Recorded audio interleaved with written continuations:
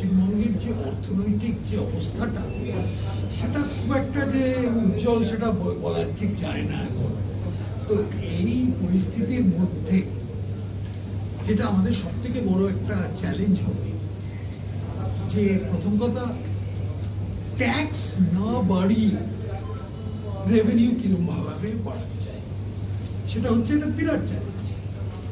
অনেক রকমের জাগলারি করতে হবে, কারণ প্রথম কথা অনেক জায়গায় লিকেজেস আছে যেটাকে ট্রান্সমিশন লস বলে বলা হয়। সেই লিকেজেস গুলোকে যতটা সম্ভব বন্ধ করা। দ্বিতীয়ত হচ্ছে যে অনেক জায়গায় আমরা এখানে যতটা রেভিনিউ পোটেনশিয়াল আছে সেই তুলনায় আমরা হয়তো রেভিনিউ তুলছি না। কিছুটা হয়তো কোনো কোনো প্রশাসনিক দিক থেকে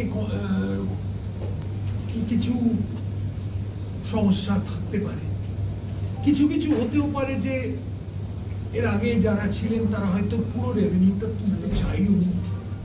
আশা করি সামনের দিনে আমরা সেন্টারের কাছ থেকে কিছু সাহায্য পাবো। হয়তো অনেকে বলে এটা একটা মার্শাল প্ল্যান। আমরা জানি না আপনাদের কার কার ইতিহাস শিখেছি যে Marshall plan Germany second world ওয়ারের পরে যখন একদম ধ্বংস হয়ে গেছিল তখন এক ধরনের একটা স্পেশাল স্কিম দিয়ে ওটাকে আরো করতে হয়েছিল।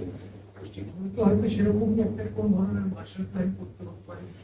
এবং আমি আজকে প্রথম দিন এসেছি, এখন মানে আরো মানুষ আরো এখানে অধিকারীদের সঙ্গে কথা বলতে হবে।